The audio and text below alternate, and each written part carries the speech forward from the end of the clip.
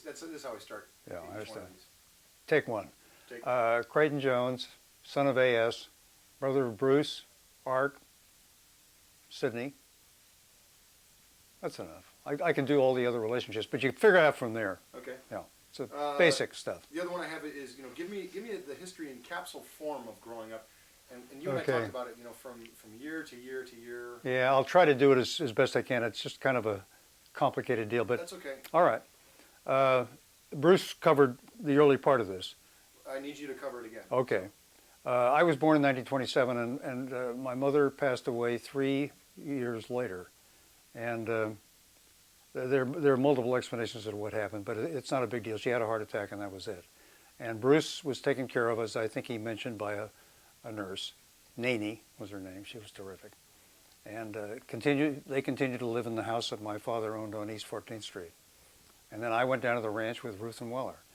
And so Ruthie, from then on, really became my mother. And Bruce would say the same thing. In fact, I think he did. I mean, she took over. And I was there with them, Ruth and Weller was great. Now, again, where were you living? On the ranch, which is about a mile south of Hayward proper. And Dad's house was maybe a mile north of Hayward proper. I'm going to stop you real quick. Yeah. This is driving me nuts. The clock. Oh, the click, yeah. It's clicking. I can sleep in here, and I've had that going on. Yeah, well, it gets. It can be. You get used to it. You get used to It it. can be comforting. Okay, I'm sorry. I interrupted you.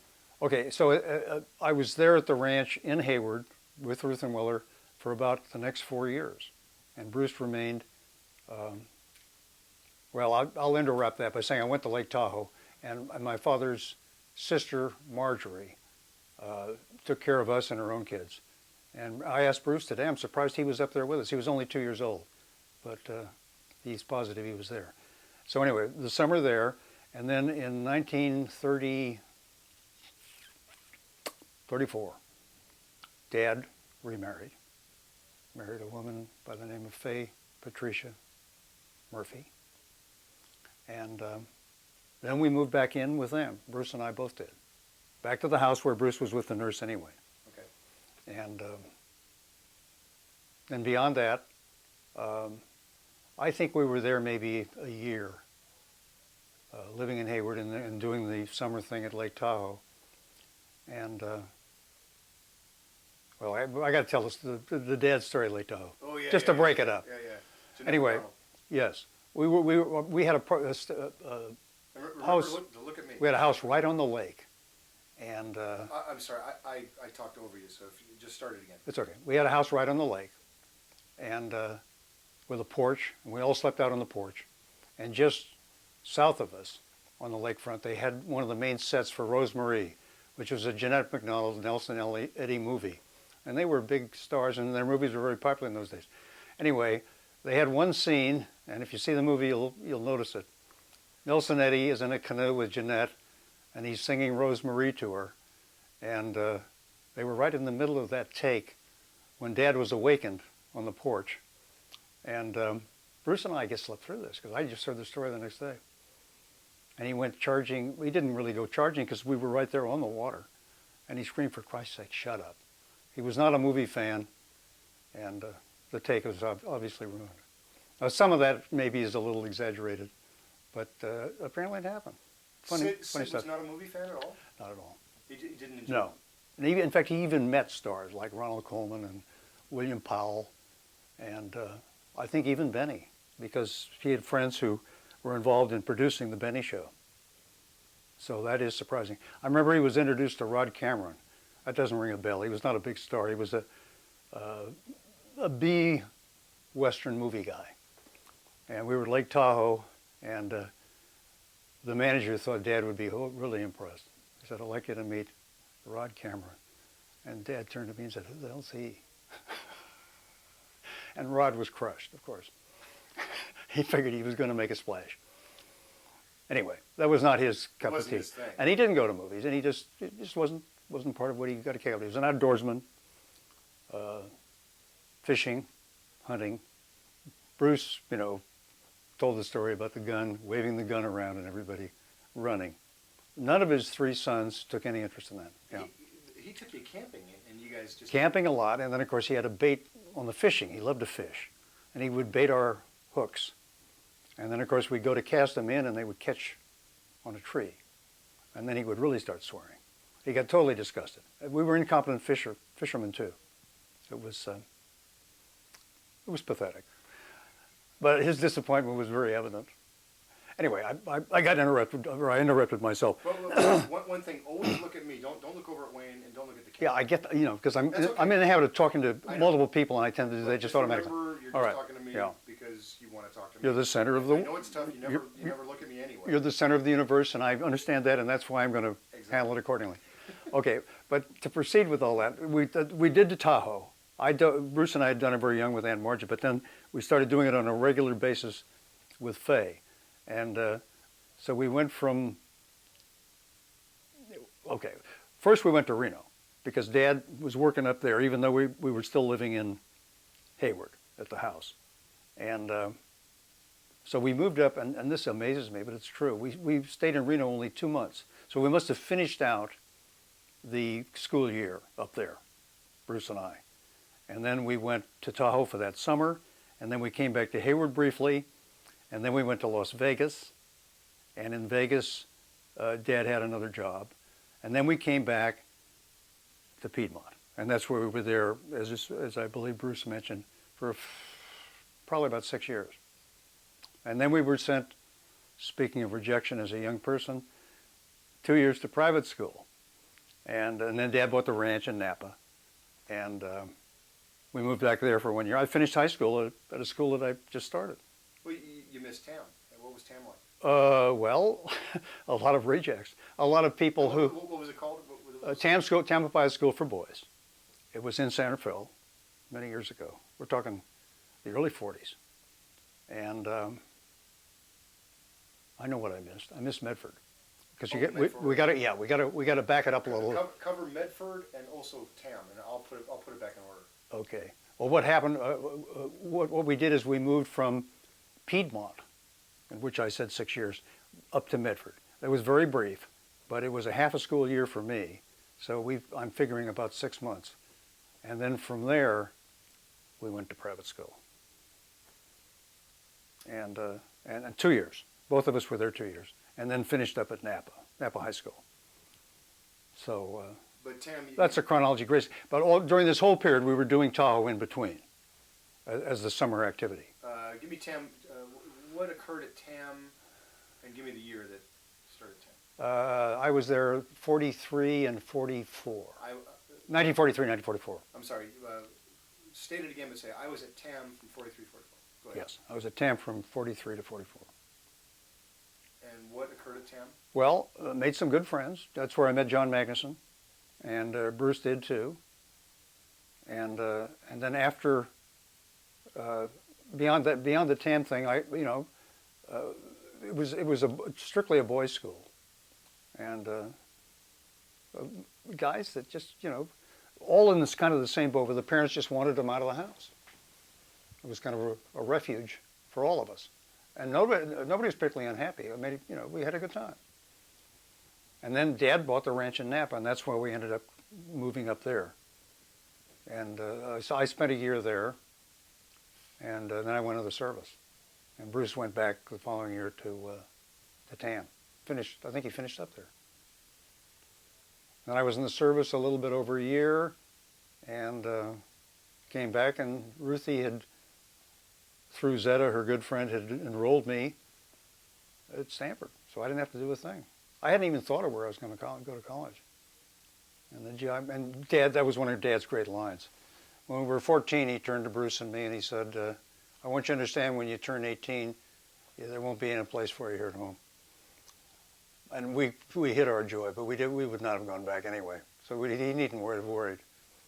As loving as he was. Yeah, but he was a stern father, but there was no nonsense too. And this is the way he was raised. He was put to work when he was 16. So his memory was, we're going to have 2 years more of a free ride. Why not? But you guys had heart to heart. You guys were pretty close. Well, I'm not sure about that. I think he was closer to Bruce than he was to me, but it was you know, Dad was an Englishman, you got to understand, and emotionally conservative and reserved, but a very outgoing person socially. And he was a musician. He played the piano by ear, the guitar, and the life of any party he attended. I mean, he was it. But as far as talking about anything personal or even expressing anything to us on a personal level, no, I made him nervous. Made him very nervous. Private guy or? Well, emotionally, yes. But this is the English personality. You know, you hold it in. And Bruce referred to this, but that time he opened up about Lydia was the only time. And Tell me about that one. we were up at Lake Tahoe, and we were staying with Dad. It was during that time Bruce said he was driving for Dad. And I went up there towards the end of the summer. I had a summer job and joined them. And we'd been out drinking, the three of us. And we got back to the cabin, and he opened up. Talked about how he felt about her and how much he missed her. I mean, this is years after had gone. How old were you? Approximately. I think I was maybe just out of college, 24, 25. But isn't that amazing? I mean, I knew a lot about my mother because Ruthie had talked about her, and my mother and Zetta were very close friends. So, I had never heard him even discuss it. I think it knocked him for a loop. I mean, that was the main reason. It was such an emotional blow that he just couldn't, you know. What did he say exactly? He just talked about how much he loved her and what a good marriage they had. I was looking at the dates. They were married only 5 years. I mean, and she was only 39 when he lost her. And his biggest regret was he just started to make a comfortable living. She was a school teacher and she was working, but she was going to be able to give that up, and, you know, he lost her. But anyway. What life serves you. That's I a know. real drag. That's a tough one. So anyway, where were we? And then we... Well, I was trying to get something in capsule form. windy, but you see editing power. No, it's good, yeah. That'll solve it. Yeah. That'll solve it. Maybe go through, just say city by city, where the hell you guys ended up all the time, because you were moving around so much. Well, the toughest thing, and I think Bruce referred to this also, it was changing schools all the time. I mean, in Piedmont, we were both had reached a comfort level. Why were you changing schools? Because of Dad and the paving thing. And that's why they did finally put us in private school. I mean, it wasn't all rejection. I mean, I'm sure they were happy to get us out of the house, but, you know, it made no sense. We were constantly... Let's start in order of cities that you started with. So let's say from... well, we're going Hayward, and then we're going Reno, and then back to Hayward, and of course Tahoe interspersed in the summer, and then from there to Vegas, and then from Vegas to Piedmont, and from Piedmont to San Rafael, which is where Piedmont to Medford, I always leave that out, to Medford, Oregon, because the airports that Dad was involving, or paving. And then from Medford to the private school, TAM School for Boys, and then from there to Napa. So we're talking 5, 6 communities, cities. How old were you when you got to Napa? I was a senior in high school, so I was 17. So all of this was from 1 till 18, pretty much? Yeah, oh sure. I started Hayward, and in grammar, I was in grammar school in Hayward maybe until about the 2nd grade. Sum it all up. Say, I started in Hayward and went through all those different places and it ended up in well, how would you say that?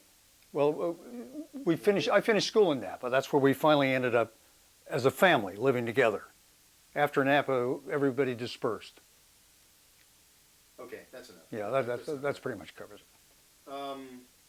Just out of curiosity, let's cover Faye just real quick.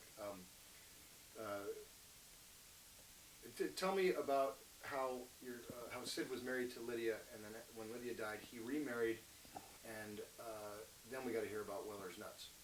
You really want that story? It's a classic. Because Faye was an interesting character because she did have a good sense of humor, but I think she did resent the fact that we were kids from a previous marriage, which I think is fairly normal, you know. So I certainly wouldn't hold that against her. But she really kind of worked at giving us a bad time, you know, for many years. But we didn't, you know, it didn't bother us that much. And this is, I think Bruce referred to this too. This is what brought Bruce and I so close together. We were good. He was, you know, and still is, my best friend. Bottom line, let's call it what it is. And that was the big positive that came out of it, because we were fighting this thing together, you know. One story that you remember the most, though, about Yeah, the great story is Uncle Weller, lived with Ruth and Weller those years, and worked there at the summer a lot too. So saw a lot of Weller and loved him, and a good man. And he was living in Hayward, but commuting to the ranch as we know it today in Milpitas, and the main crop was walnuts. So every Christmas he would send out a bag of walnuts to all his friends and family, etc. So we were living in Piedmont at the time when this great line came out of Faye's mouth. Dad walked into the living room and pointed at a bag under the Christmas tree, and he said, "Are those Weller's nuts?" And Faye said, "Well, I hope not."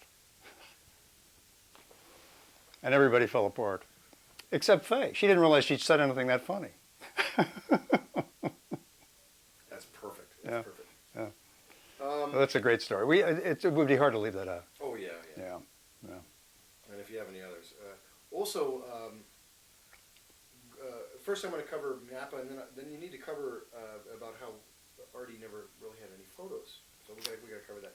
That's one of the mysteries, yeah. And how everyone doted over Sydney. Tell me about growing up in Hayward and at the old ranch, and how special that was to you. Also, cover Sid and his special room. But that was Napa, wasn't it? He had a special Yes, room. in the barn. Okay. In Napa. We'll cover that next. Yeah, it was his office hideaway. Go over Hayward's and tell me why they called it Hayward's as opposed to. Well, when I was very young, it was never Hayward's but I was told that, and the Bank of Hayward never took the S off. I guess they didn't want to screw up or pay for a new sign, so it was always the Bank of Hayward's. But Ruthie pointed out that was the name of the town when she was growing up. Now, why they took the S off, I'll never know. But I noticed on that plaque commemoration that includes the families from Hayward, the Kings and the Meeks and us, the Wintons, there is a Hayward on there, but there's no S. So it's kind of a mystery. I just don't know. We'd have to call the Hayward historians to get the answer to that one. Good. But anyway, the ranch, the summer, I kind of soft-pedaled that, but almost every summer I worked there at the ranch. And even if I was, like, we were up in Wairika one summer because Dad was working on a job up there, and I just took the bus. I worked for a while in Wairika and then took a bus down and worked at the ranch in Hayward. And I look forward to that because, I was with Ruth and Weller, and it was not a bad setup. Although Charlie did work us for 12, 14 hours a day.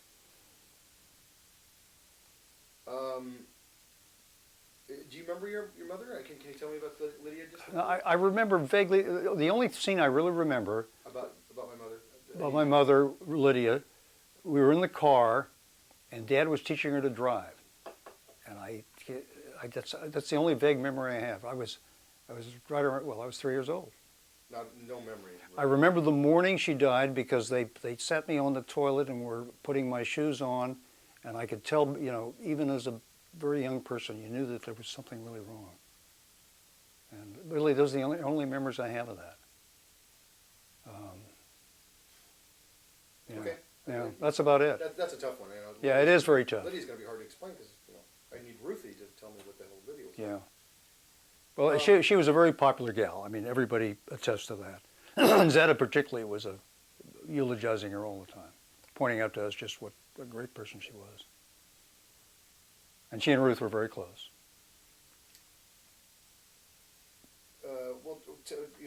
You guys had a lot of photos of you guys growing up. What happened when Sydney and Arthur showed up? I got a ton of stuff from Well, there had been some losses of lives in the Long family. And I think they really got excited when Bruce and I were born. And of course, Ruthie really loved us and really looked after us and was one of the biggest influence on my life, no question. And she took most of those pictures.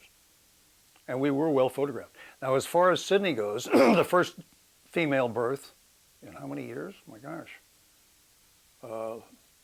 And Dad, up until the day he died, he was offering to our generation $1,000 to anybody who produced a girl. Well, it just never happened. There was not a. My sister had 2 boys, and I had 3, and of course Bruce had 4. There isn't a female inside, which is astounding. Now Kit's making up for it, and Matt, of course, too. So that's changed. But anyway, I think that's why she got so much attention, because we have this home movie, which I know you've seen, where she's running all over the yard without a stitch on, and the camera never leaves her. Every once in a while, Bruce and I would show up, but we'd be way in the background, hardly noticeable. Even that picture, there's a picture of us visiting the Haas family in Ashland, and Bruce and I in the back row. Anyway, but this will kill you. So anyway, I graduate from Stanford, and Charlie Long, my uncle who ran the ranch in Hayward, called me into his office and he says, I want you to understand there's no job here for you, period. Not that I was crushed, I didn't want to be a farmer. But then my father called me into his office and he says, I hope you know there's no job with my organization. Speaking of learning rejection at a very early age, I mean, even I was surprised. But I didn't want to be a paving contractor either, so it worked out fine. No help from the backstage. No. And it wasn't exactly a confidence booster. When your own family doesn't. But, you know, that was the old-fashioned attitude. You didn't do that for your kids. The kids were, you know, to be seen and not heard. Get a job. Somewhere between the 2 extremes, I think we ought to settle, because we've gone, you know, from that to the center of attention. Right. But anyway, the Arthur thing I can't explain. Sydney had all these pictures taken, and understandably with the first female birth, but why Arthur? You know, between the ages of 2, we have dug up a couple of pictures. One when he's on my knee at Tahoe, when he's maybe 1 or 2, and then the one up in Woodland where he's probably about the same age. But then between 2 and 5, nothing, which is amazing. I mean, speaking of rejection. And of course, with his great sense of humor, he thinks it's hilarious. And he didn't even think that one that we found of him in Woodland was his. He thought it was one of the Gladney boys. What can you attribute that to? Well, maybe it was such an overkill with Sydney, there was no energy left. But I think part of it was that Faye and Sid were not, you know, not having the best marital relationship, and it was just the family thing kind of got backburnered. Yeah. And Art was kind of an afterthought, and Dad was getting old, and he thought, oh, I got this kid to raise. You know, all very exhausting. Anyway. Perfectly put. But it's strange. Without getting into the face. The more I talk about the family, the stranger we are. I always thought we were fairly normal. But, you know, from the inside, it always looks normal. Who is Uncle Bob? Okay. Now, that's Dad did a great imitation of Uncle Bob. Uncle Bob, who was always broke, but always had a new caw. And Dad would imitate him. He had kind of a southern accent. I don't know where he picked that up. I think it was an affectation. But he was my grandfather's brother. That would be Ruthie's uncle. And so removed a little bit. Well, no, but he was a full brother. But everybody in the family thought he was a black sheep. I mean, every time one of you kids would act up, Ruthie would turn to me and say, "It's Uncle Bob Jeans," and she was afraid they were going to come back in a big way. But fortunately, they never did. Anyway, but Dad, you know, and Dad couldn't stand him because he was a big hot air guy. And he just went on and on and on, bragging about his own achievements, and he had no achievements. And when he showed up to the ranch, he generally wanted to borrow some money from his grandfather. And so everybody would cringe when he showed up. Anyway, but that's Uncle Bob. I mean, but he is constantly still used as an excuse for misbehavior by all of us. Well, growing up, you always talked about Uncle Bob. It always tripped me out. Yeah, I well, never that was... I never met him. I mean, yeah, no, that was... Bob was always the con artist. I don't think I even have a picture of him. I kind of forget what he looked like. But I remember him. I saw him. Listened to him. Talk about the parties that you threw in Novato in the old days. Well, gosh, they were a lot of them. And we had trouble. You know, we were trying to get people... In Los Altos, we found a lot of party people. Novato was kind of a challenge. You know, a lot of the people there just didn't want to... Except the Gabriels across the street. They were pretty good. And the Watsons. But they were just, you know, the neighborhood. But the city itself, I don't know. Okay. Well, I think I'm talking about... But when we had the parties, they were, you know, people we invited in. They were non-Novatoans. And we gave a birthday party there for Art. And you've seen pictures of that New Year's Eve party. Art had a lot of his friends there. And I'd always bring in a lot of imagination people, the film company. And they were always fun. Ro and Andy used to show up. Good old Andy Gladney, the one that Dad was not too happy with. And Ro, who was Faye's sister, they used to show up. Tanner, Doug, the usual crowd. Reed, Carol Sundell, John Hall when he was in town. And I'd bring all the sports writers over when they came to town. They used to show up, Tucker and those guys. Mom actually brought that up, the sports writers. Yeah. Always the sports writers world. The funniest line of all, Bud Tucker came, you remember Bud. Oh, yeah. Bud came over and he saw you sleeping under a picture of Bela Lugosi as Dracula. And then, baby. Yeah, as a baby. And then 30 years later, or 25 years later, you were with him down there and you heard him say it. We were eating in a restaurant. And he turned to me and said, considering the fact that he grew up under a picture of Bela Lugosi, he turned out pretty good. Didn't ruin him. This picture behind me when I was a crib. It's pretty much like that. I also have one of either you or Scott underneath W.C. Fields. Yeah, We had a great picture of him, one of those big posters. It's either Cappy or me. It's not Scott. Well, it could be. I guess I really wanted to cover the parties, but all you can really say about the parties. Well, a party is a party. I'm trying to think of something distinctive about it. I remember Gary Nelson used to be at a lot of them. That's enough to scare anybody. And I'll edit that out. And the Gladneys would show up. Tom Gladney, I got pictures of him behind the bar. And Dan was there with his wife before he'd even married her. That was his date. That's how long ago that happened. What about taking pictures of people sleeping? Oh yeah. Well, we had that's to show how dull those parties were. We had about 8 in a row, and they were all slides, remember? And we'd run them. Even Sandy fell asleep at her own parties, and John Magnuson and Reed, all of them. There's nothing quite as depressing as watching somebody asleep or having a picture of him asleep. Ron Meyer, colorful groups, colorful people. Okay, I can work with that. Anyway, and you know about the Los Altos parties. You don't have to ask about them. Yeah. And Sandy and I were talking about this today. But you remember when we brought all those Navy guys when Cappy was in the Navy and they all came down, filled the backyard, and I think it went on for 2 or 3 days. It was one of those marathons. The back building slamming and Sandy flipping. Oh, that's one thing I forgot to cover. His mom's. The back, yeah, mom's hearing. Oh, yeah, shit. the door. Because she hears the door slam now. Visions of the Los Altos scene come back to her. She cringes. I completely forgot to shoot her about that. Well, Yeah. I'm gonna have to skip it then. Yeah. And then poor Pat Chuck would come in and apologize the next morning because, generally for some reason she singled him out and blamed him for the whole thing. Talk about Christmas and Thanksgiving with the family. Whereabouts were you? And Well, I can remember before I met Sandy, my as a single person, it was not great with the family because I would have to drive all the way up to Napa and either have or not have a meal up there, but certainly eat. And then I'd have to drive all the way to Milpitas because Ruthie had the gathering down there with relatives she didn't particularly care for either. So it was a tough day for all of us. splitting the job. Yeah, but once we got married, I'm trying to think. We got together, with Bruce and Joan and their kids.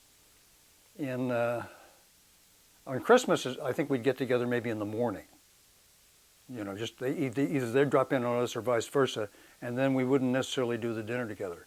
But then as we got older, and the kids started arriving, then we did. Some of Joan's great meals were cooked there in Fairfax for the whole family. And what would you say about Joan's cooking today? And Cappy'd be there.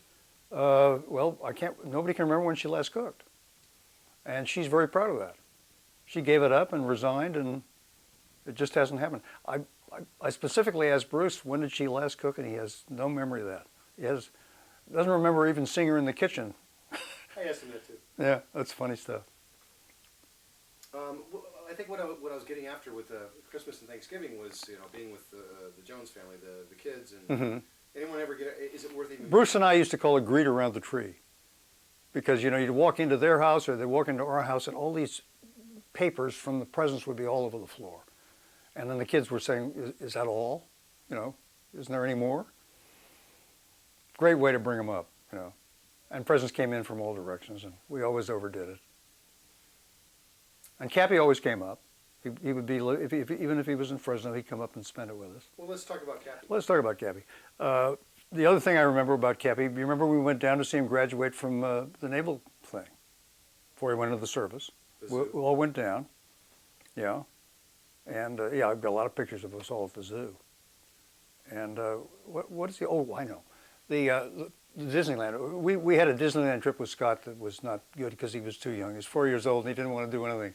He got on the cable car and he got on the, with the wheels down there. And he also got on the merry-go-round, and that was it. We'd driven all the way down, and then he got all upset when you tried it, particularly the Caribbean thing. Scared him. Well, I think you're mixing two trips. No, that's the one, that was our first trip. The first trip we had with the whole family was when Cappy was there. We went to Fresno, and we saw his we saw his baseball game, Little League game, picked him up, went down and stayed at the Disneyland Hotel. And all three of you guys were there. And we got movies of you guys playing baseball in the alley or whatever. And then Disneyland, of course, which everybody enjoyed this time. Scott was older, and we did just about everything. Great place to go. Fun times. Tell me about Cappy. Well, yeah, all the good stuff. He had a lot of tough times, as you know, but he had a good sense of humor, and of course he loved to have a good time. You know, that was his. Maybe he loved to have a good time. Maybe that was part of the problem, but he did a lot of things, and he was in the Navy. I'm trying to remember, but I think it was 3 or 4 years, a fair amount of time, and he seemed to take hold in the Navy. It might have been better if he, stuck around there.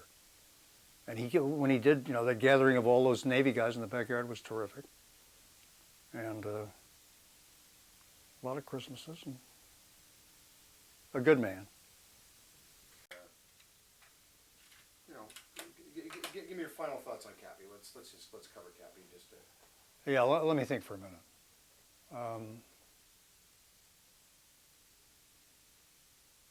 Him and I were really close. We could I know. talk about that. Yeah, you were a lot closer than I was. But you could talk about that, and that would segue into something that I might want to say about him too. So. All right, let me do that.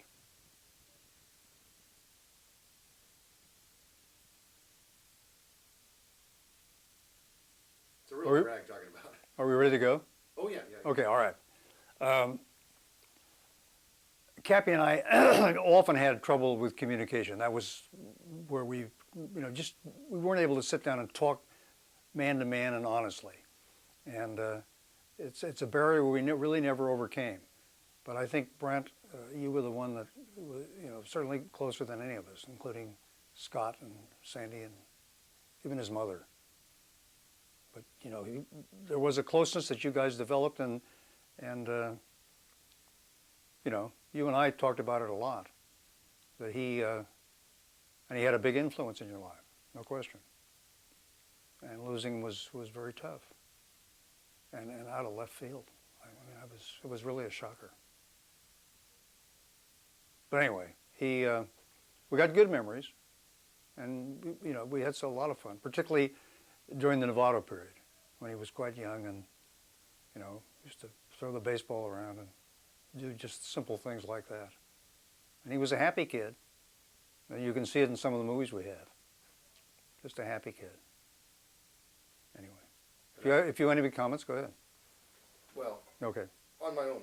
Oh, all right. Bart and Tim. Who's going to interview you? All right. I don't know yet. Yeah, well. Wayne, probably. Okay, that'll be good. Yeah, I'll have to hire him for another day. Have him do a tough one. Yeah. Okay, I'm sorry. Bart and Tim. Bart and Tim. And actually, just the Jones kids, the cousins. Yeah. Well, of course, and Joni, of course, and Bruce. The events that we did as families together were terrific. I think we went up to Dollar Point twice at Tahoe, and those were great times. Bart and Tim were at their peak of hilarity. Their interchange, as good as Bob and Ray, because they anticipated each other's conversation, and they respectfully waited for the punchline if the other guy was going to deliver it. I mean, it was the amazing chemistry. It was astounding. And of course, Kit and Matt. I was very close to Kit and Matt because I was a bachelor and I used to take them all over the place, and include Cappy, of course, and often Bunny's kids. You know, we got pictures of that too, of all of us over at that Fairfax swimming place. Can't even remember the name. Town and Country, maybe it was called. I don't know. Long gone. But pools for the kids to swim in. Yeah. Well, with a picture where Matt is pouring the water out of the pail, just doing it over again with that silly grin on his face, and looking around and saying, "Where's his women?" I mean, he's trying to say swimming, and it came out women. It looked like, you know, it looked like a 5-year-old was trying to find somebody to make a pass at. I wish we'd had sound then. We needed sound on that film. We will. Yeah. Pretty much. And then I remember it's when going to be the voiceover. I remember when the three kids, it would be Cappy, Kit, and Matt, all got ice cream cones on a very hot day, leaving the zoo in my car, and of course, all over the place. The biggest mess in the history of mankind. And of course, if I'd been married at the time and become an uptight person, I would have had a heart attack, and I just laughed. And Kit thought that was terrific. Kit brought up the story today. Don't get upset. He brought up the story today. Oh, did he? And Uncle Crayton didn't get pissed off? I know. He was very impressed with that. Yeah. I was an easygoing guy then. It's hard to believe, but I was. Oh, shit. But anyway, I had some great time with those guys, and I felt like when I was acting like a jerk at the table, I was as bad as they were. Joan used to get really irritated, pointing out that I was a terrible influence. She's trying to enforce a little discipline, and it didn't work. That's what I do with Lori's kids. Yeah, but It's not make it worse. you tend to go down to their level and enjoy it. Yeah. I mean, I'm tired of these adults. They're driving me crazy, and you become a kid and love it. But it doesn't help. Part of the problem. Doesn't help the parents. No. Not at all.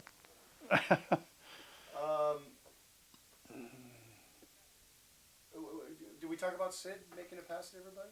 Well, not We didn't specifically. cover it, did we? I made a note. It's just hitting me. I think Sandy and I were just married, and we went up to the ranch, and we had Dorothy. Remember Aunt Dorothy? This would be Edna's sister, who took care of Sandy's grandmother, and she was really a very difficult woman. And if Dad had made a pass at her, we would have all been embarrassed, but he didn't. He went after grandmother, who had kind of a sense of humor and was, colorful and outspoken. And I think Sandy got nervous, as only she can. But fortunately, it never blossomed into a romance. But they were there. I think we stayed overnight. Yeah, up at the old ranch house at Napa. That was great. And Dad appreciated it. He was kind of, the lonely years. It's good. Oh, I'm sorry. How's our framing? Is he good? Yeah. Okay. Your sound's okay? And oh yeah, well let's go on with Dad and his horniness, because we had problems, particularly with the younger women. Thelma, you remember Thelma? Don Dugovic's wife. I do. He was doing things under the dinner table, that kind of stuff. And Thelma, of course, is kind of a stuffed shirt all by herself. She didn't appreciate it. And we had various scenes, where we was chasing him around the room. But Dad was horny right to the day he died. There's no question. And there's nothing wrong with that. Runs in the family. Let's see. Great, we got so much to cover. I'm sorry, Wayne. It's good. I gotta hit Crayton on this stuff. So, barbecues at the ranch. Okay, and I think we counted them at one time because we have pictures of all of them. I think we got 7 or 8. And we have 7 or 8 what? Barbecues at the mill. Say the whole sentence. We have 7 or 8. 7 or 8 barbecues at the Milpitas Ranch. I was talking over you, so start over. Okay. Now. The barbecues at the ranch in Milpitas. Well, go way back to when Weller was around, and early days in San Francisco. So we're talking the 50s, 1950s, when we had the first one. And Art, as a very young guy, was there. And we'd have a baseball game. At that time, all of us could run and walk and hit the ball and everything. It was an amazing scene. And Christensen would show up, and a lot of the people you know. And Weller would cook. Of course, he loved to be in charge of the whole thing. And Ruthie loved it. And he even bent the rules because they didn't drink, and we were allowed to bring beer in. And that jazzed it up a little bit. And then it just became kind of a traditional event, not necessarily every year, but periodically. But then what you remember is when we started doing it almost every year. And the baseball game was always part of it. And then it really blossomed when we got to know those great people in Los Altos. And I mean, terrific years, terrific events. And people want us to revive that, and I suppose we should. You know? Wayne's yawning. Yeah. Well, he's just tired of the Jones family. Well, he's tired of everything. I don't blame him. Well, yeah, but if anybody... Can you trooper through this one? Because we're going to have to, because Yeah. otherwise I don't get Crayton. I only got one shot, as you know. Mhm. That's enough on that. Let's see. There's a story about Tim at Highlight. Oh, yes. Yes, I'm surprised nobody told that. Started all over like you're telling me Okay, the first time. all right. We're at the MGM Grand in Reno, and it was recently opened. So we went up there to, enjoy it. And at the time they did have the Highlight. I think they had it in Vegas too, Highlight games. And Tim and Matt and Kit, Bart, I think we were all there. And of course you and Scott and Sandy. And a guy right in front of us had a heart attack. And so they had to stop the whole thing. And the medics came in and all that. And so we're all sitting there getting impatient. And the announcer comes over the loudspeaker and says, sorry about the delay and thank you for your patience. And Tim nudged somebody, probably one of the other kids, and said, get it? But that was Tim's sense of humor. And he's so quick, he picked that up right away. And that was before his accident. I mean, that was... Yes, oh yes. That was the original, because Tim was a very quiet guy before his accident. It was amazing. And then he exploded. But he was just as funny, if not funnier, but a different style, a completely different style. A little more bombastic Yeah. than you say after. Oh yeah. But the deep sense of humor was there, and it came out in all cases. I think all of his inhibitions just disappeared when he got the accident. Oh yeah. And of course that's what made him so funny, because he would say anything that came into his head came right out of his mouth. He said anything. Yes. You name it. Well, he didn't have to name it, he named it. And it was embarrassing. Yes. But also refreshing. Yes. Because he would just blurt it out. Well, did you hear Arthur the other night talking about that phone call? Because Art in those days was doing a lot of phone calls, and he and Tim were really connecting. And 1 month. The horny phone calls? Well, there was most of them were, I think. Yeah, the dirty call lines. Yeah. But anyway, 1 month the bill came in for something like $350, and Bruce almost had a heart attack. It was just Tim's phone. It was called Spaz. Whatever. I remember. Yeah. Well, that's right. There was a line where he could connect with other people who had similar problems. That's right. I'd forgotten that part. He talked about it all the time. Yeah. Oh, he was crazy and funny. Well,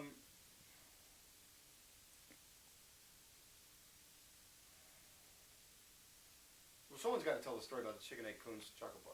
Did you ask Joan about that? Because I reminded her. I forgot. She had forgotten that happened at the toll gate. She didn't know it happened, or forgotten it happened. Well, Go ahead, tell your own version. okay. Well, all I know is what Joan told the story, because I wasn't in the car when it happened.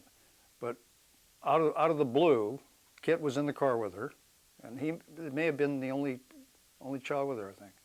And they were going for the toll gate. You used to pay your money manually, and well, you still do. And all of a sudden, Kit's head popped out the back window, and he said to the toll taker, "You're a chicken egg." And the guy, of course, was taken aback, and Joan was taken aback, and it all began. Pretty soon, he was calling everybody a chicken egg. But how the poonce and the chocolate bar came into it, and nobody knows, even they don't know what poonce means.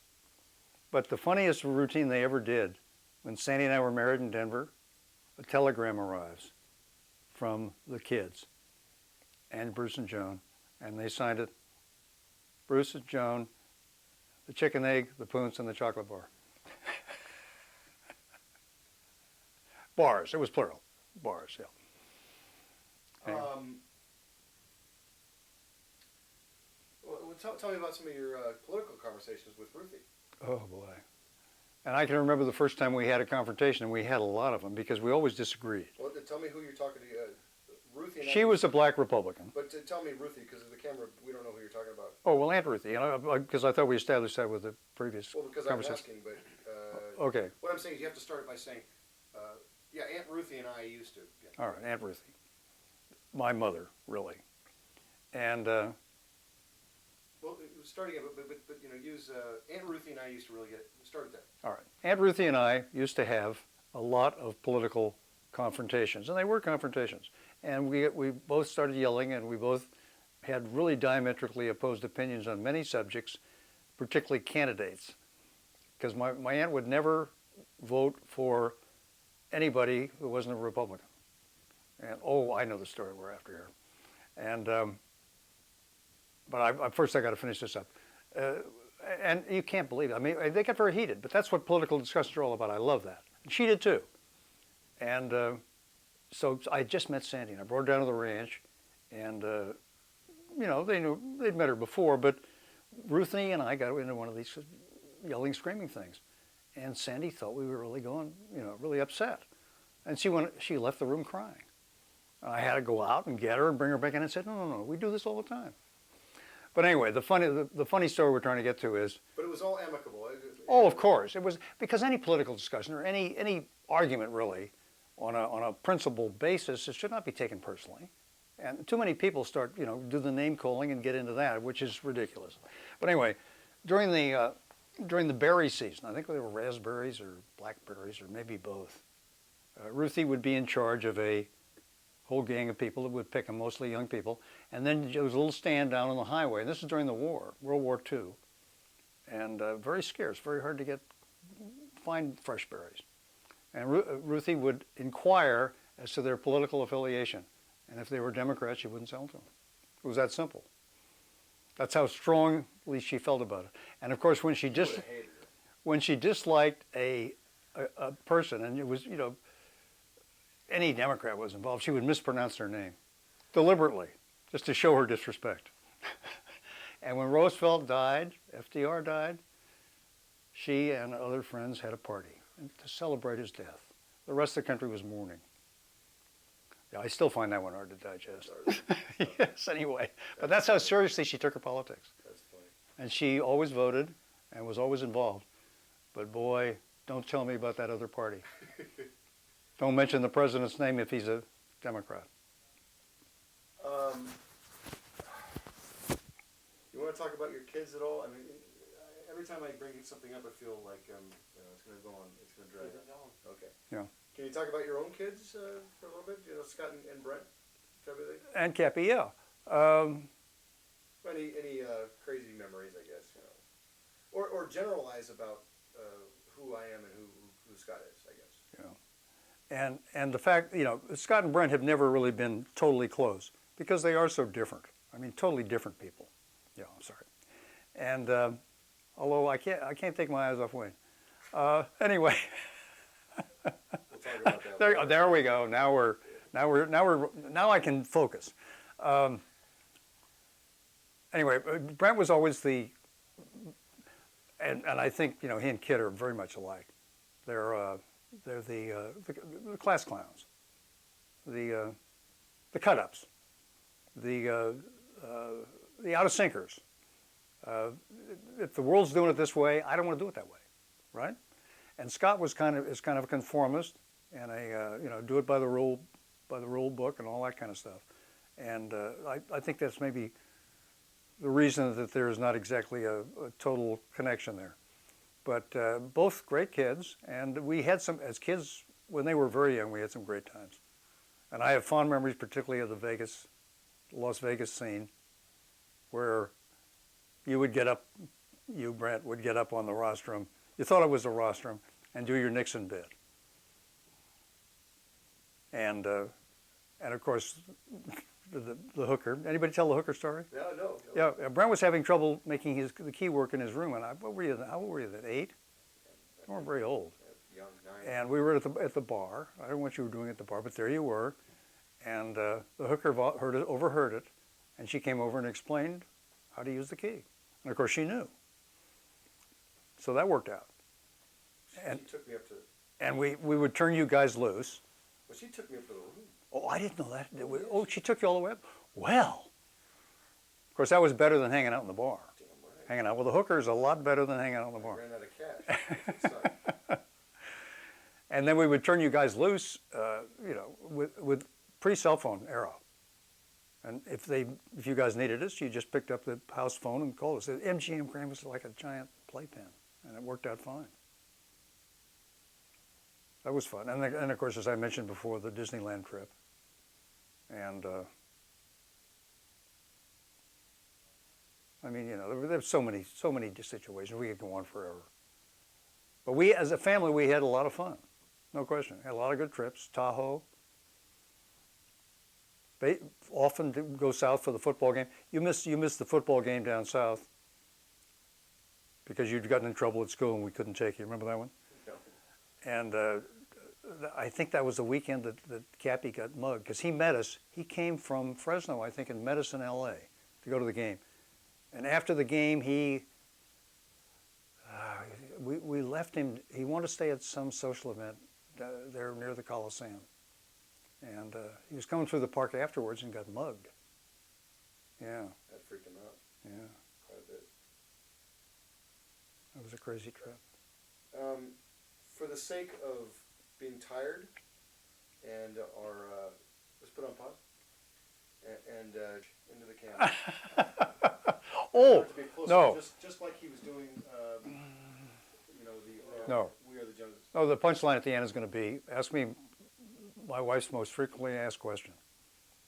What's That your she wife- asked me, the question she asks me most often. What does your wife ask you the most often? Why can't you be more like Jeff? Beautiful. Okay, now do a close up just like. Actually, pull back on that one. And we're not going to hear me at all, so you have to say. Why don't you start off and verbatim say, you know what my wife constantly asks me? Oh, we didn't get that. I want you to say it again because I want it to be a medium shot. Yeah. You know what my wife constantly. So start with that. Anytime. The question my wife most often asks me is, why can't you be more like Jeff? Yeah, perfect. Okay, now this other one, I want you to do a close up. We're going to do a close up of him. But you got to set me up with something I can react to. Something shocking. Did you hear that Matt slept with Edna? Sheesh. No, it's got to be a real sheesh. Oh, we own a sheesh. You know you're real sheesh. All right. That was too shocking. Sheesh. Do it into the camera. Sheesh. That's good. Okay. Yeah, do it one more. I know it sounds boring, but into the camera. Sheesh. Sarcastic now. Sheesh. Sheesh. One more time, but sheesh. Sheesh. That was the gold one. You like that one? All Now right. the other thing that I've been toying with is saying we are with a pause in between. Yeah, Bruce quizzed me about that. He said, Joneses. yeah. He didn't get it. Okay. The idea is to show Bruce saying we and then Sandy saying our. Oh, is that what you're after? That's what I'm kind of going for. That it's not All going right. to work, but Because I was going to do a really enthusiastic one and come off the map. yeah, you can. All right. And I mean, now you can throw in one of them as a. Now I'm thinking of doing a we are and then showing you going sheesh. All right, I like that. Yeah, so Yeah. I'm going to throw that in just to break it up because otherwise it's not us. We don't do that type of gay stuff. No, not at all. So I need you to look into the camera and go, we, all, and 1 second pause in between All right. each one. We are the Joneses. Okay. 1 second pause in between each one. And look right into the camera. So ready, go. We are the Joneses. Do Joneses one more time. Joneses. Okay, now just be natural and just say Joneses.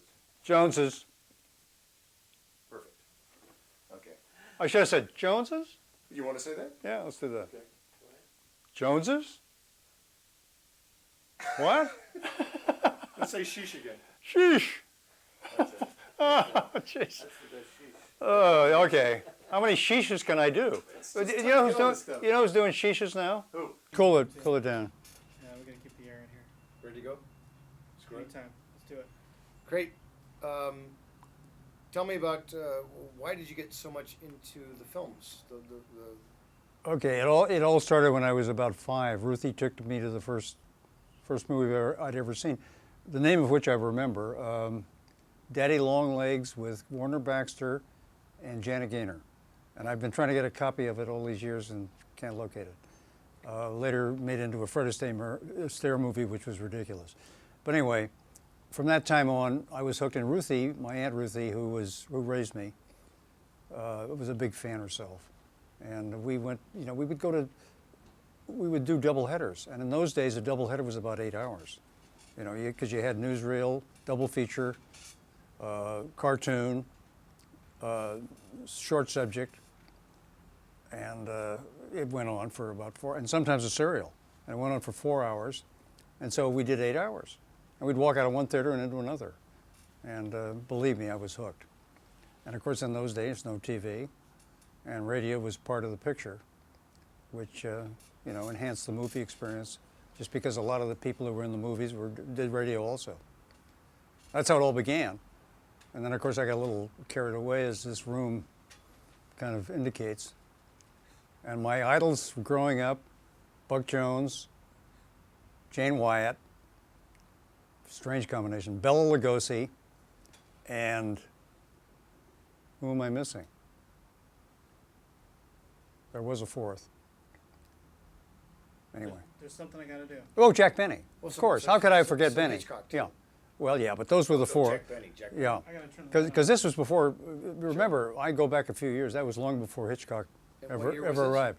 We're talking the 30s, 1930s. mid-30s, late 30s. Way back. You like that? Yeah, but I had to turn the light on because it just seems like it's Okay. a little dead space back there. How are Are we still how are going? Jack and Bella showing up. They look like they're having a conversation behind his back. Excellent. Yeah. Sort of tell us Those two there. guys. The most unlikely pair Yeah. you could imagine. Nice. Okay, good. Continue. What do you got? Finish with the films. Well, that's about it, except as you well know, I'm still that way. And anything that comes along I want to see that looks like it's worth seeing. Of course, some of the greats are gone, which is the sad part of it. Also, I want to get some B-roll, big time for this. Okay. Big time. That's just mental note. Okay. We were also going to talk about Cappy a little bit. What? Okay, I do remember the trip south when you didn't make it for a reason we won't even get into. But Cappy went to this, well, first we went to the game. And I think, as I remembered, Cappy was just innocently sitting there and somebody he was sitting near passed him a joint. And he took a heavy inhalation and was immediately apprehended for distributing pot, smoking pot, possession of pot, and of course, an innocent victim. I mean, that was kind of summed him up. He was always, and then that very night, he said, "I'll join you later, but I want to go to this post-game Stanford UCLA party." And Scott and I, and Scott had a friend with him, we went back to the hotel, and Cappy didn't show up. And we wondered what the heck had happened.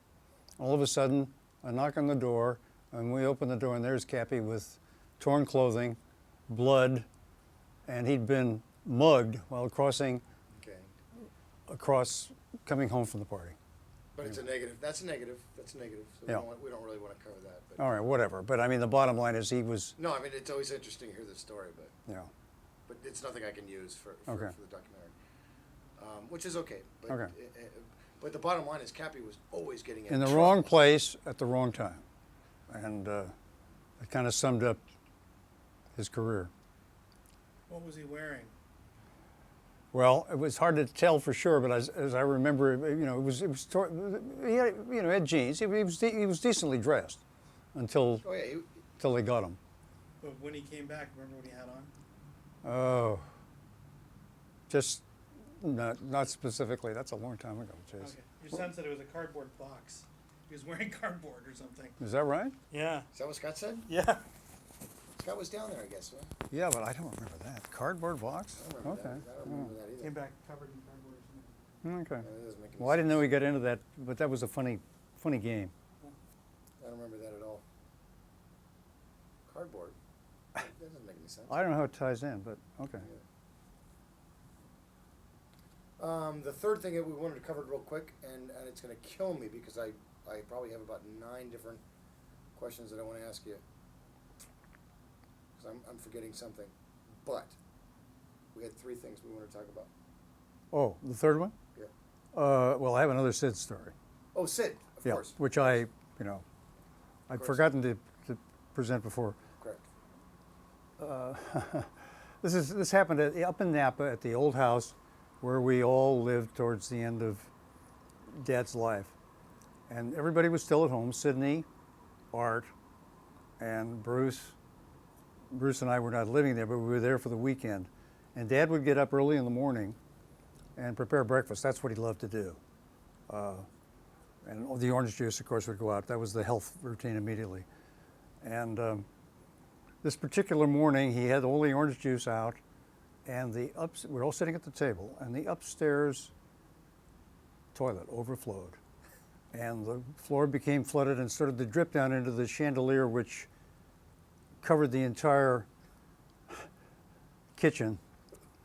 And, well, not the entire kitchen, but it was over the table, was the problem.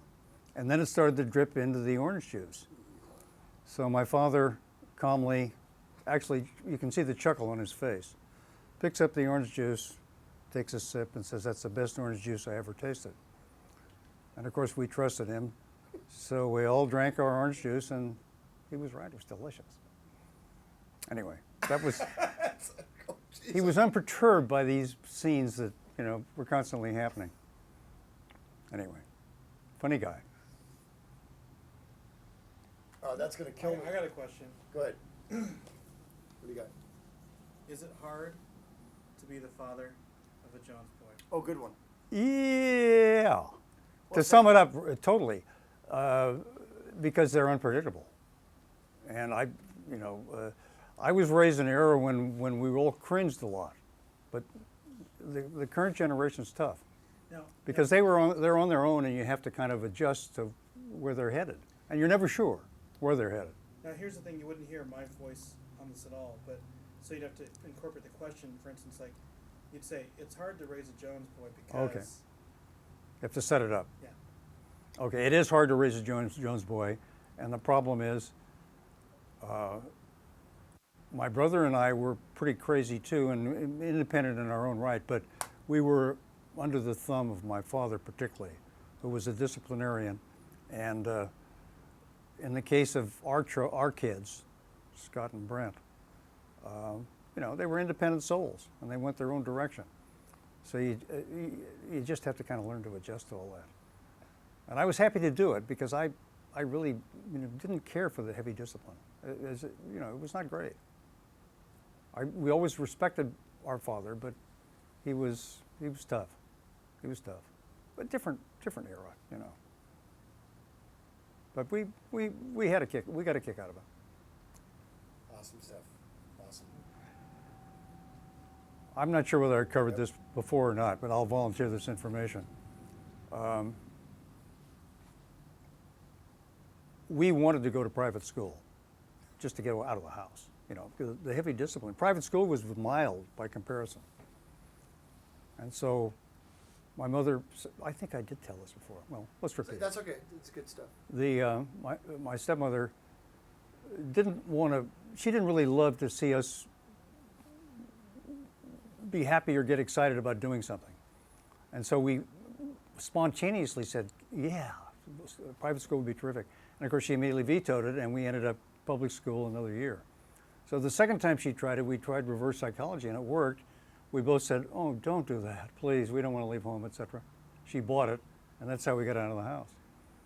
So I was just a sophomore in high school, and Bruce was just finishing up junior high.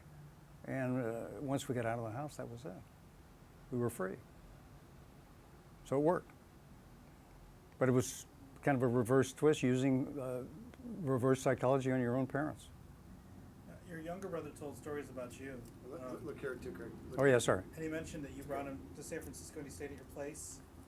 Oh yeah, and I did that often. I used to bring him overnight Already said that. Yeah. to the guest house. Talk about that. Yeah, I lived in a guest house, a co-ed situation that used to exist here years ago when the fancy homes up in particularly Pacific Heights were rented out as guest houses, were really room and boarding houses. And I'd bring I'd bring Art down, and you know, that's where I put him on the bar stool at the age of 5. That's why he turned out to be such a party guy. That's where it all began. I want to take credit for that. That's why he's so much fun today. Thank you for picking that up because I totally forgot about it. Totally forgot. Already. Did he remember the Monkey Inn? He remembered the whole thing, and Yeah. I forgot to pick it up with you. Yeah, the Monkey Inn is And, was the name of the bar where both of us remember that well because TJ totally reminded me right. they let him sit on the bar stool, and he was only 5 years old, and he never got over it. Whoops! Well, do you Don't remember, spill that, kid. Do you remember Bela Lugosi and some of the tormenting that he used to do? Yeah, well, I first of course. Get out of the damn shot, sweetie. Come over here. You're in the shot. You have more. Come here. Maybe you're a rotten person. I'm trying to remember where the Lugosi thing all began. I think I was in high school, and we sent those pictures on the wall here, 3 of them. That's their vintage.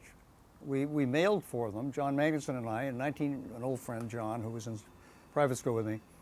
We mailed for them in 1944, and that's a lot of years ago, and they've held up amazingly well. You know, where Bella's going after Helen Chandler's neck, and what's the other one? It's a headshot. And then, of course, we were never allowed to go to those horror films. My stepmother had a firm rule that would be one of the punishments if we misbehaved. The movies are out. So, you know, we read about them and knew about them, but we rarely saw them. So we almost, you know, the deprivation almost increased our interest, of course. And over the years, of course, the films are now everywhere. You get to see them easily. Right. But anyway, I don't know. Then I always associated Lugosi particularly with the eyes and the style that he had, with the scariest thing that could be done, because it was done subtly, unlike, you know, a lot of the stuff today where it's so flagrant, it isn't even scary anymore. And so, of course, I used it on our kids. I already used it on Sydney, poor Sydney, who was scared to death and still has scary memories of, you know, the clutching hand and the eyeing the neck, that kind of stuff. But Brent, in particular, was really kind of hooked by the whole thing. And it was your original email, as I remember. But it's been perpetuated. I'm still a fan, even though the guy's gone. And the sad thing is, as we talked about the other day, he died, you know, a pauper, because he never made any bucks out of his great success as Dracula. Anyway. We're all good. I think he's got more in him. Great. If you got more in you, we can just sit here and talk all night. Seriously. Well, we can talk about the movies, and then of course the way I got hooked on Jane Wyatt was Yeah, let's cover Jane Wyatt real quick. was Jane Wyatt. Crayton, how do you feel about Jane Wyatt? Aha, the top of the line. Incidentally, she turned 95 in August. Still alive. And I emailed this to Jeff Gilbert, who I think we've mentioned who he is, the guy Sandy's crazy about, who lives in Sonoma, and he's a big showbiz guy. And I emailed him particularly after he'd interviewed Eddie Fisher, and said the next one has to be Jane Wyatt. We're gonna start that one over. Still alive. Thanks, sweetie. Start with Eddie Fisher again. Well, I was just going to say that Gilbert had interviewed Eddie Fisher, and then I emailed him right afterwards and said the next subject has to be Jane Wyatt. She lives down in Bel Air in Southern California, and she's 95 years old, but he never responded, so I guess that isn't going to happen. But she's still apparently pretty sharp and articulate. But anyway, the great story about Jane Wyatt is Sandy, we were living down in San Clemente, and Sandy saw in the paper that Jane was going to appear, and it shows you how I was aging even then badly. She was playing Miss Daisy, and our Miss Daisy on the stage. If you remember the story, this is about a very elderly lady. And of course, for my birthday, Sandy bought the tickets, and the Halls went with us, and we went to see her, and she was terrific. So then Sandy wrote her a note and sent some of the pictures that I have on the wall here, and she autographed all of them, and then she wrote a little note, and Sandy's letter indicated that I'd always been a fan, and particularly of Lost Horizon. And she said, she says, I don't think. First, she pointed out that, great that I'd married a Sandra because her name in Lost Horizon was Sandra. And then her comment was that I don't think Miss Daisy would have fit into Shangri-La. Because if you remember, Miss Daisy was a real grump. And everybody in Shangri-La smiled and happy-go-lucky, carefree. So I still have that note, and that's what I want to get enhanced so I can still read it. My father It's fading. fell in love with A 95-year-old woman. That's the bottom line. That's art. Yeah. Yeah. Total art. And the sad thing is, I mean, that was her big picture, Lost Horizon.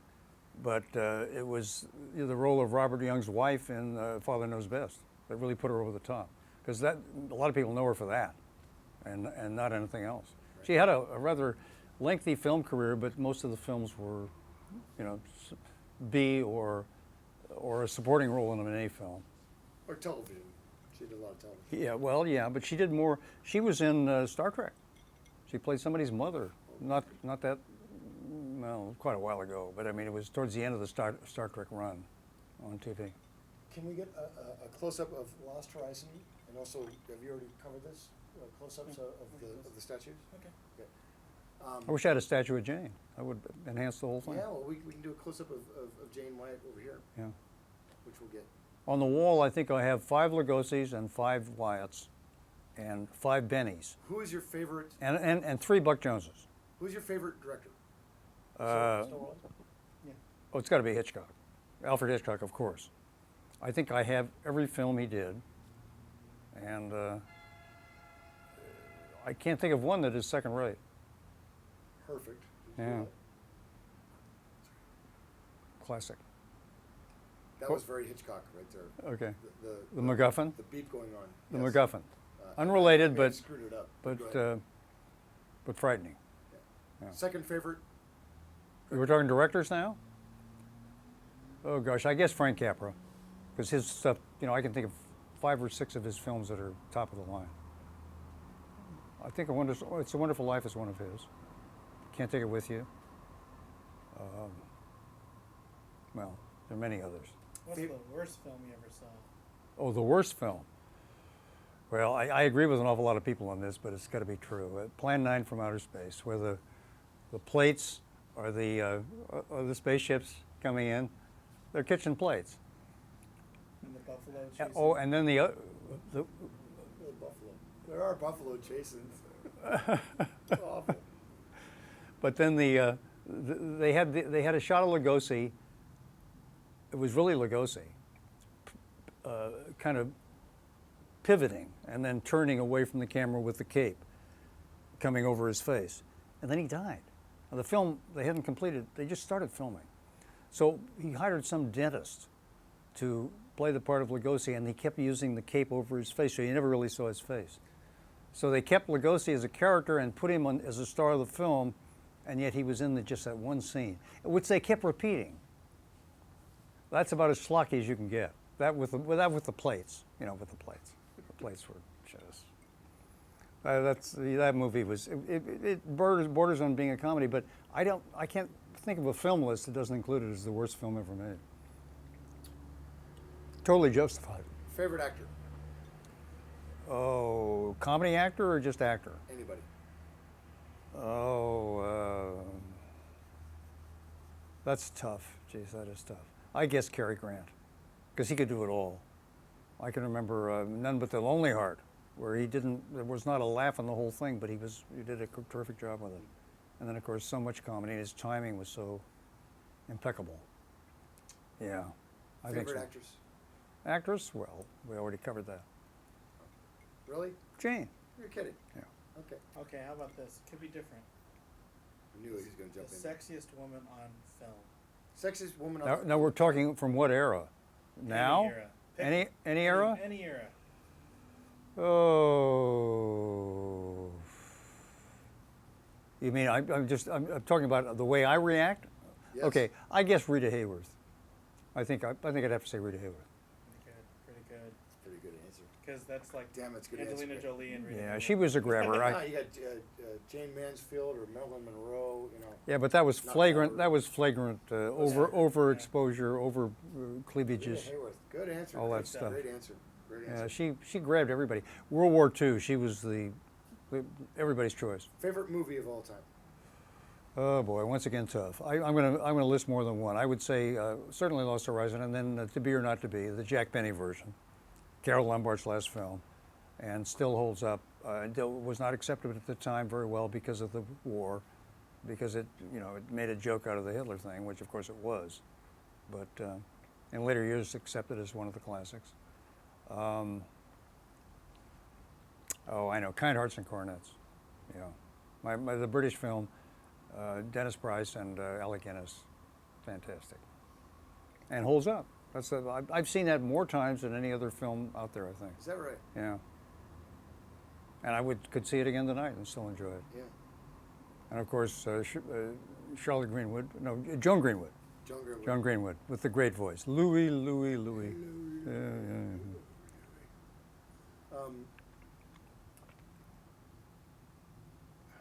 Jeez, I just had a question. I can't remember it. I'll have to come back to it. Who's the funniest man alive? Now? Yeah. Oh, that's right. If they're alive, it has to be now. Well, no, there's some guys that are, not too many, huh? I think. Favorite comedian? Well, my favorite comedian, if we're talking alive, of course, my favorite comedian of all time is Jack Benny, but my favorite comedian alive would be Steve Martin, no question, by a wide margin. And a close second, Bob Newhart. Very nice. Very close second. See what I'm saying? Those guys are toss-ups. Yeah. They're good. Favorite comedian, woman? Female?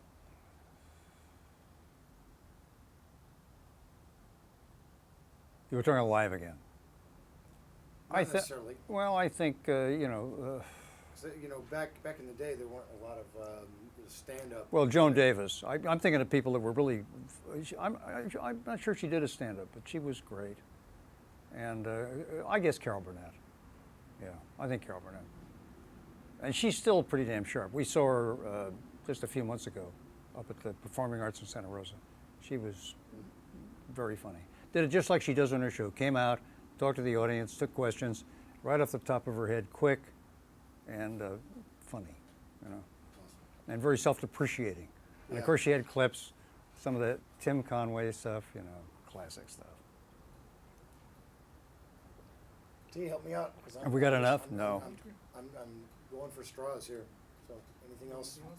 Anything else you can think of? Gosh, you've been great all day. So What's your favorite memory of the ranch? The ranch in Milpitas? yeah, I think our barbecues down there, but I mean, I would lump them all together. I can't remember having a bad barbecue party.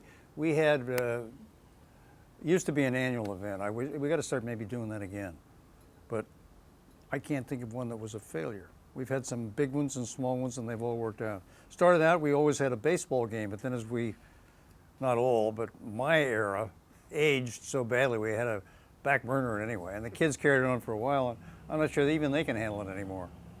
So we'll, but we've got to revive it. Besides, Jeff needs the work. and we will revive. Yeah, it. well, maybe we'll do it for our party, but we have to wait then until the weather comes around. Crayton's turning 80, and I'm turning 40. You're turning 80? We're going to do 40-80. He's doing 80. It's a double. It works out perfectly because he's 80 in May, and I'm 40 in April. So we're gonna. it's an even decade number, and it's double. Yeah. Could be good. Yeah. That's awesome. Another big party. You'll be invited, definitely. Excellent. So I think we got enough. Unless you can think of. No, we have anything enough. else, let's just get some room tone then, Okay, let's if do we that. need it. This This is is the a- sound of the room. We're going to be quiet just for 20 seconds. Everyone Mhm. needs to be quiet for about 20 seconds.